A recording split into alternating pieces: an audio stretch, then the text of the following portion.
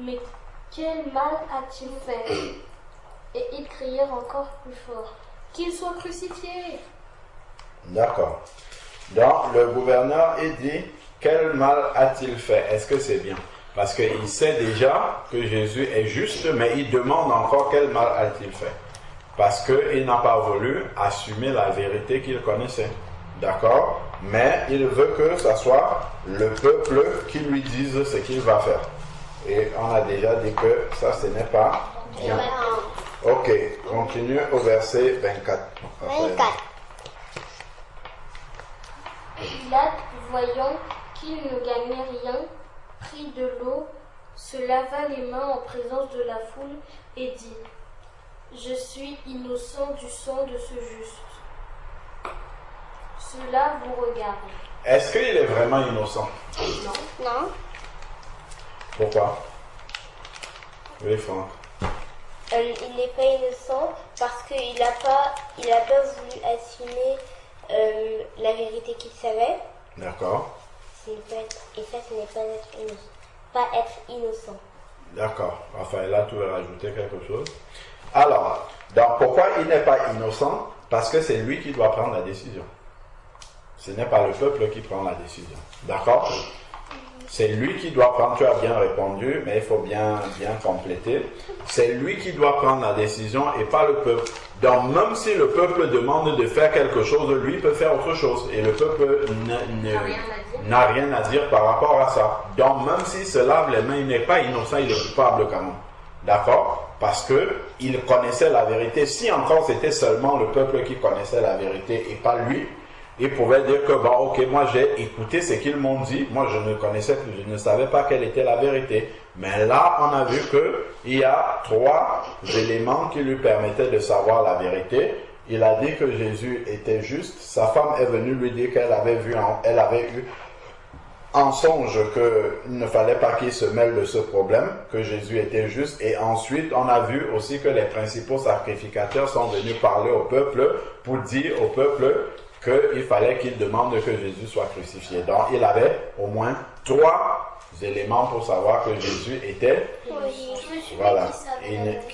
innocent, mais il a quand même, et là, il dit maintenant qu'il se lave les mains, alors, donc, et il est innocent. Et ça, donc, ça, c'est pas vrai. Il est coupable, d'accord? Parce que il est coupable parce qu'il connaissait la vérité. Ok? Donc, on continue. Allez, on continue. On continue, vous baissez les bras, on continue. Alors, ensuite, maintenant. Et tout le peuple répondit: Que son sang retombe sur nous et sur nos enfants. Alors, vous avez vu, c'est très très grave ce qu'ils sont en train de dire. Pourquoi c'est grave? Parce que non seulement ils vont être punis eux, mais ils demandent aussi à Dieu de punir leurs enfants. Leurs enfants n'étaient même pas là, ils n'ont rien fait. Voilà, donc même leurs enfants qui ne sont même pas encore nés, leurs descendants, ils demandent que Dieu envoie la punition sur leurs descendants. Et c'est ce que le Seigneur va faire. Parce qu'on sait que le peuple juif, ils ont beaucoup souffert. Jusqu'aujourd'hui, ils souffrent encore beaucoup. C'est à cause de ça. D'accord? Parce que les grands-parents, ils avaient dit que son sang retombe sur nous. Ils auraient pu juste se limiter à dire crucifiez-le. Point. D'accord? Donc, ils ont aggravé encore La situation. leur jugement devant Dieu. Ok? Donc, ça, ce n'est pas bien. Ok? Ils ne sont pas reconnaissants. Ok.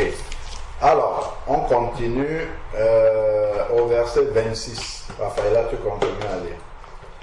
26. Alors Pilate leur relâcha Barabbas. Alors, Pilate leur relâcha. Barabbas. Donc, il est coupable. Voilà, Pilate est bien coupable.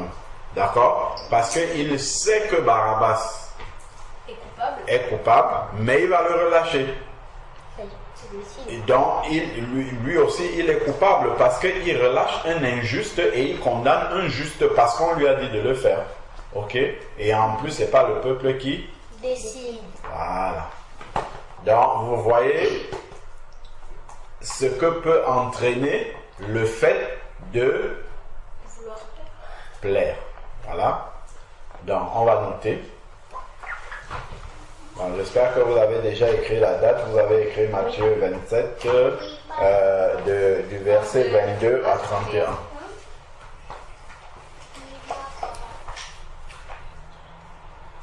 Lorsqu'on veut plaire au peuple, lorsqu'on veut plaire aux hommes, on va même dire ça comme ça, lorsqu'on veut plaire aux hommes,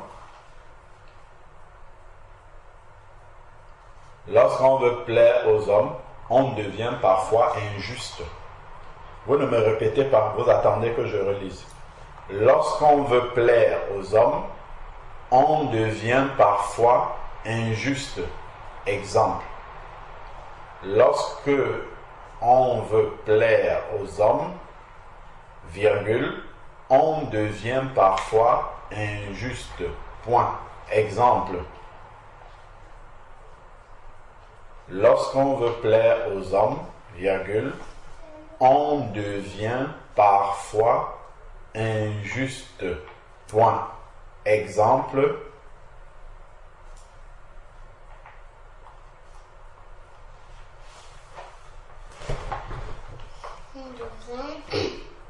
Pour plaire aux hommes, virgule, exemple, deux points, pour plaire aux hommes, virgule, exemple, deux points, pour plaire aux hommes, virgule, Pilate condamne un innocent. Pour plaire aux hommes, Pilate condamne un innocent.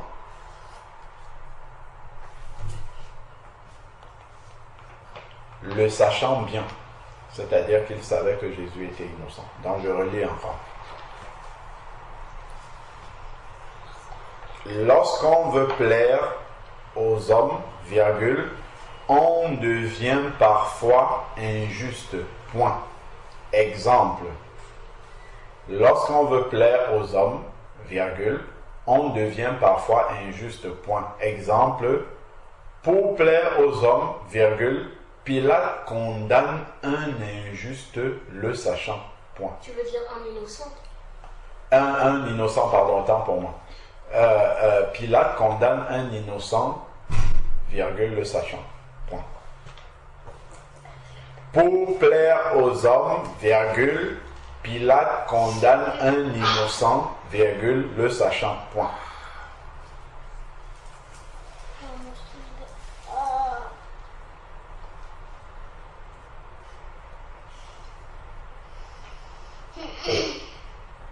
C'est bon?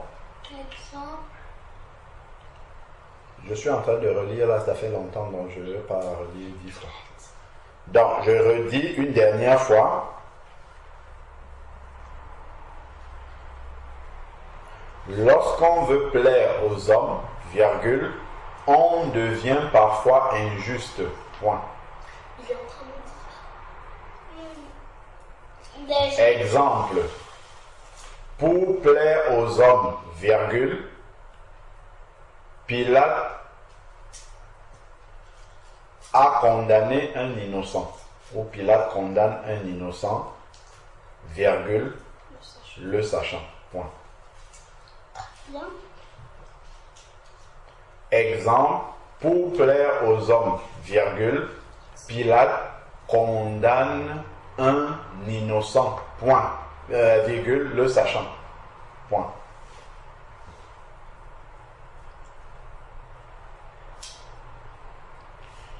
Donc, parfois, si on veut plaire à nos amis, par exemple, on peut devenir injuste. Nous voyons, par exemple, nos amis, ils se moquent d'un camarade ou d'une camarade de classe. Nous avons nos amis, ils n'aiment pas jouer avec tel camarade. Et puis ils vont l'accuser injustement. Ils vont dire par exemple que lui, on l'a vu, voilà, il n'a pas été gentil, il a fait ça. Et vous savez que ce n'est pas vrai. Et parce que vous voulez plaire à vos amis et que vous ne voulez pas leur déplaire, vous allez aussi aller vous moquer de cette personne-là, ou bien aller faire du mal à cette personne, alors que vous savez bien que ce n'est pas la vérité, ce dont on l'accuse. Mais vous n'aurez pas le courage de dire à vos amis que ce n'est pas juste ce que nous sommes en train de faire. D'accord? Donc, il ne faut pas faire comme ça. Il faut être juste. Ok, nous continuons. Verset 25, Raphaëla. Verset 25. C'est là que nous sommes, non? Oui. Non, c'est 26. 26, pardon, autant pour moi, oui. Alors Pilate leur relâcha Barabbas. Et après avoir fait battre de verge Jésus, il le livra pour être crucifié. Qui l'a fait battre de verge? Pilate. Pilate a fait battre Jésus de verge. Pourquoi? Jésus avait fait quoi? Il a fait quoi? Ça veut dire quoi faire Pilate de vierge? Battre de verge, c'est faire taper quelqu'un. On le tape avec un bâton, voilà. On l'a tapé. Donc, il le fait taper alors que Jésus n'a rien fait. Et lui-même, il a bien dit que Jésus n'a rien fait. Donc, il est coupable. Pilate, il n'est pas aussi gentil que ça. Parce que là, il est en train de faire battre Jésus de verge alors que Jésus n'a rien fait. Et il le sait. Il demande qu'on le crucifie alors qu'il sait bien que Jésus n'a rien fait. Il aurait pu dire, de toute manière, lui, il n'a rien fait, je ne vois rien qu'il ait fait. Je n'ai pas à le condamner, donc je le relâche. Il aurait pu faire ça. Ok? Il dit qu'on garde Barabbas prisonnier. Voilà. Parce que Barabbas a fait ça, et il savait. D'accord? Bon. Ok. On continue. Verset 27. Les soldats du gouverneur conduisent Jésus dans le prétoire et ils assemblèrent autour de lui toute la cohorte. Voilà. Dans le jugement qui va commencer à être appliqué est celui que Pilate a prononcé. D'accord? Là, ce n'est pas le peuple qui a prononcé ce jugement-là, c'est Pilate qui a prononcé ce jugement, donc il est bien coupable, ok? Parce qu'il a prononcé le jugement d'un innocent, et sachant bien qu'il était innocent. Ok, donc continue au verset 28.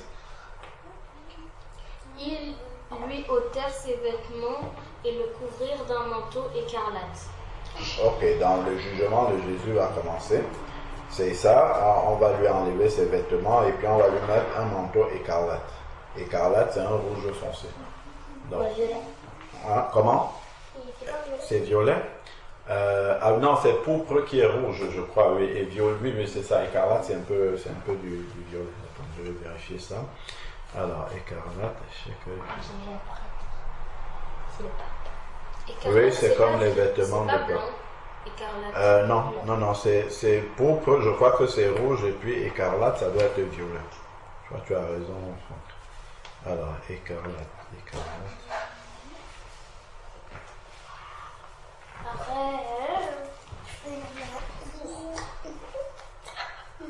Qu'est-ce que tu fais? Chacun s'assoit à sa place. Donc, la couleur écarlate, c'est rouge éclatant. C'est un rouge éclatant, c'est un rouge vif. Non féminin, rouge éclatant, d'accord? Voilà, c'est rouge, d'un rouge très vif. Ok, donc, on lui met la couleur rouge vive. C'est la couleur de quoi? Du sang. Voilà. Donc, on lui met la couleur du sang. Parce que son sang va couler. Et c'est le sang d'un juste. Pour nous, injuste. Alors, dans verset 29. Enfin, là, tu continues au verset 29. Ils tressèrent une couronne d'épines qu'ils posèrent sur sa tête et ils lui mirent un roseau dans la main droite. C'est quoi un roseau? Un roseau, c'est comme... comment on dit ça? c'est comme un morceau, une racine d'arbre. Attends, je vais te montrer c'est quoi un roseau. Comme ça, tu vas le voir. Ça peut servir. C'est comme une écorce d'arbre.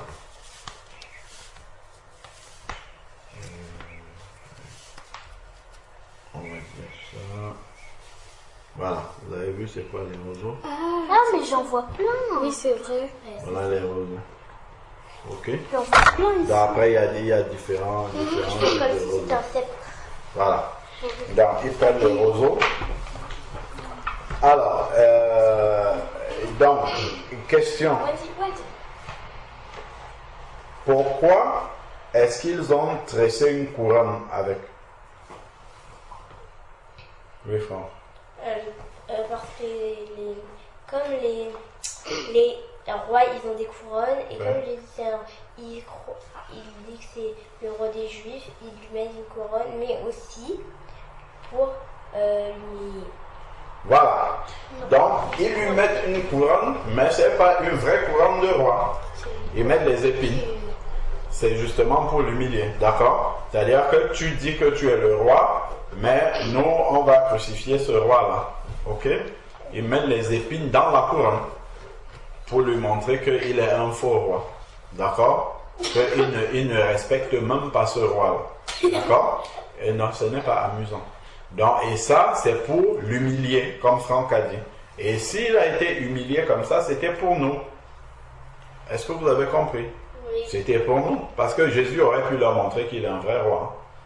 Vous avez vu, il a fait la transfiguration pour Jean-Pierre, Pierre et puis Jacques. C'est quoi la transfiguration? Mais on a vu ça.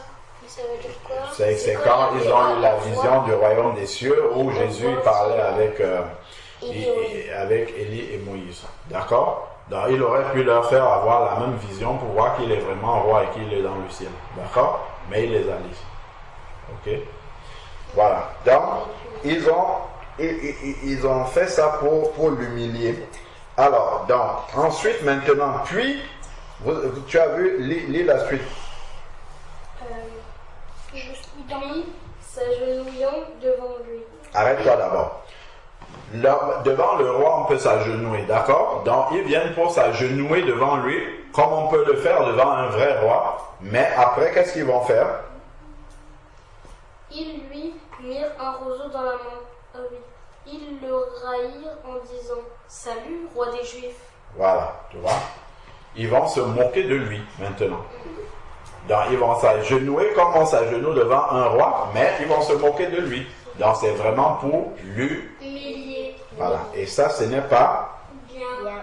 Et ça, c'est à cause de Pilate, hein, tout ça. Je sais. Ben, c'est lui qui a fait tout ça.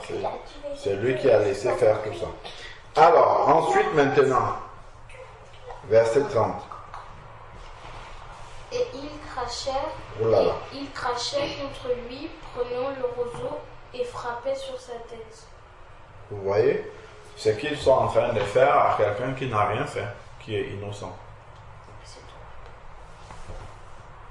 Alors, donc, on continue. Verset 31. Continue. Après s'être ainsi moqué de lui, ils lui ôtèrent le manteau et lui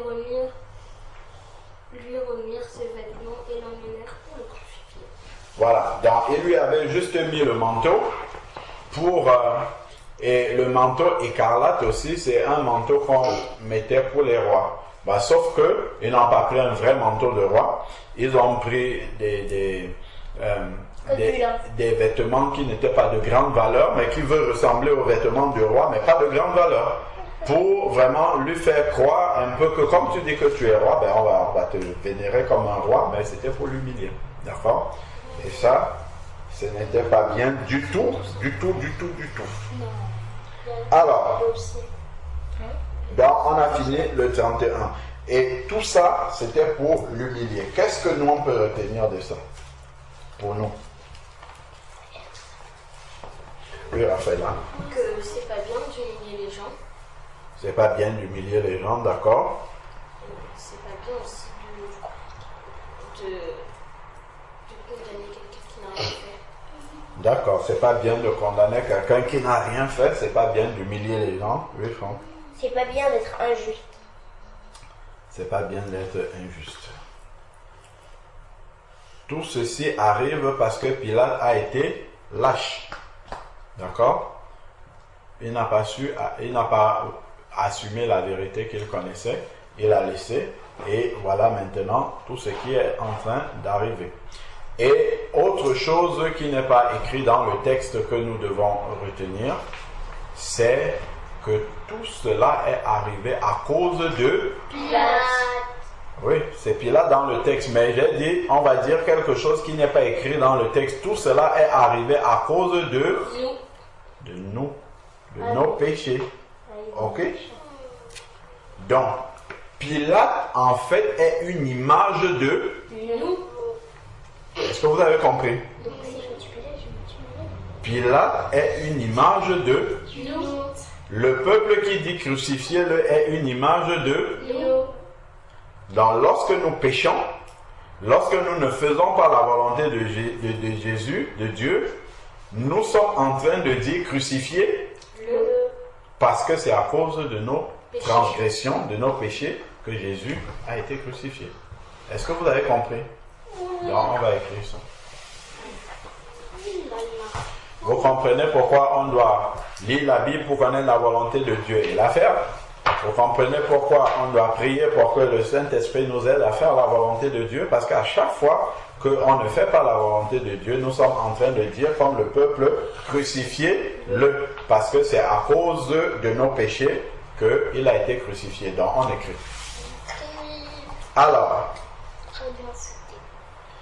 on écrit d'abord, c'est à cause de nos péchés, à cause de nos péchés, que Jésus a été crucifié.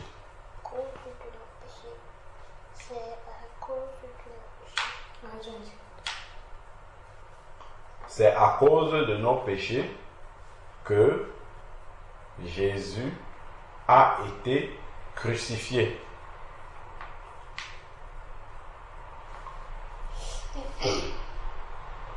C'est à cause de nos péchés que Jésus a été crucifié. Point. C'est à cause de nos péchés que Jésus a été crucifié. Point.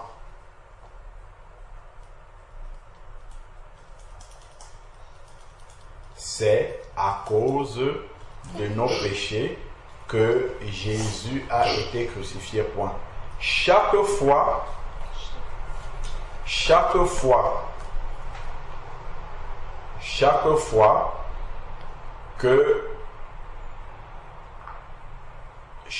fois que nous manquons de faire la volonté de Dieu, virgule, chaque fois que nous manquons de faire la volonté de Dieu, virgule, chaque fois que nous manquons de faire la volonté de Dieu, virgule, chaque fois que nous manquons de faire la volonté de Dieu, virgule, nous sommes comme Pilate.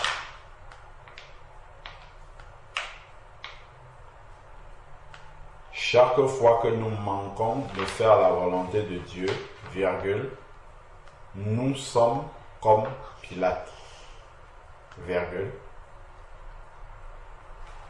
Nous sommes comme Pilate et comme le peuple qui criait crucifié.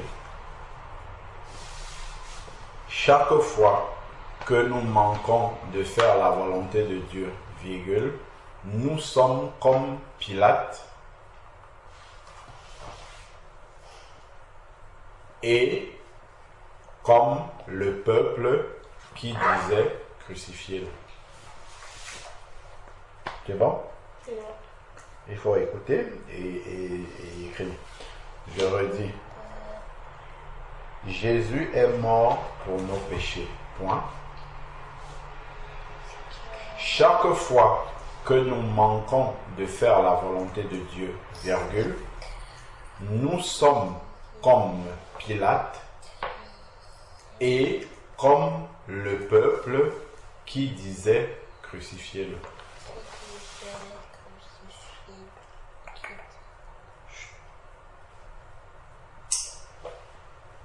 Et comme le peuple qui disait crucifiez-le. Point. Vous avez compris? Oui, papa. Chaque fois que nous manquons de faire la volonté de Dieu, donc si je ne respecte pas mes parents, je suis comme Pilate. Si je ne suis pas gentil avec ma soeur, avec mon frère, je suis comme Pilate. Si je suis un égoïste, je ne prête pas mes jouets, je suis comme Pilate et je suis comme le peuple qui dit crucifiez-le. Est-ce que vous êtes d'accord? Oui, je suis d'accord. Donc, qu'est-ce qu'il faut faire maintenant? Il faut se repentir. Et ensuite, une fois qu'on est repenti, Mettre en pratique. Faire la volonté de Dieu. voilà, ok, on s'assoit. Plus péché. Voilà, c'est ça. Demander le secours au Seigneur pour faire sa volonté. Mais à chaque fois qu'on Ok. dit ça, après on refait la même chose. C'est difficile. Il faut être sincère dans son cœur. Si on est sincère dans notre cœur et si on croit que Dieu a la capacité de nous faire sa volonté, c'est ce qui va arriver. Pourquoi il s'est lavé les mains, Pilate? Pour dire qu'il est innocent dans ce qui va arriver à Jésus. Alors qu'il est très coupable. Oui. C'est bon? Une fois j'ai prié pour qu'il m'exauce, papa. Je veux dire, Dieu il m'a pas aidé dans le. Pourquoi c'est Mais Parfois. normal, il faut faire de ton mieux aussi. Après, il faut attendre aussi et désirer de tout son cœur. Alors, on va prier pour la fin. C'est bon? J'ai attendu depuis 2010. On va prier. Pardon. Est-ce que vous comprenez? On n'a pas fini. On va prier maintenant. On n'a pas fini. On va juste prier. On va prier. Éternel Dieu,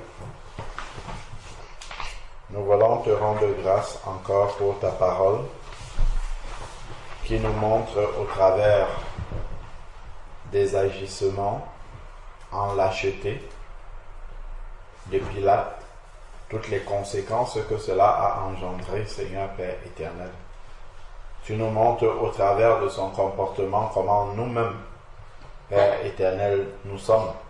Car bien souvent, nous transgressons ta parole, nous agissons conformément à notre propre bon vouloir, éternel Dieu, et nous sommes comme ce peuple-là qui disait crucifiez-le, car toutes les fois où nous péchons, nous te crucifions de nouveau, car tu es mort à cause de nos péchés. Éternel Dieu, nous venons te demander pardon pour tout cela. Tu vois comment bien souvent la chair reprend encore le dessus. Nous voulons te demander pardon et crier à toi que par ton esprit, tu viennes nous aider, Seigneur Dieu, à accomplir ta volonté, que notre cœur puisse être tourné vers toi, que nous puissions avoir la foi nécessaire pour croire que tu as crucifié le péché, Seigneur Dieu Tout-Puissant, en nous, afin que nous puissions marcher en nouveauté de vie, loin du péché, Seigneur Père éternel. Seigneur Dieu Tout-Puissant, merci pour ces enfants qui ont écouté ta parole. Seigneur Dieu, que cette parole ne s'éloigne point de leur cœur, qu'ils puissent la vivre, la mettre en pratique, Seigneur Père éternel, et que, Seigneur Dieu, tel que tu nous dis, instruis l'enfant selon la voie de la justice. Quand il grandira, il ne s'en détournera pas. Que toutes ces paroles que tu es en train de semer dans leur cœur puissent y rester jusqu'à ce qu'ils finissent et achèvent leur jour sur la terre. Nous te bénissons encore pour ces moments de partage que tu nous as donné de passer. Nous venons te confier la suite de la journée, Père. Conduis-nous, garde-nous, préserve-nous dans le creux de ta précieuse main, Père, au nom de Jésus-Christ. Amen. Amen.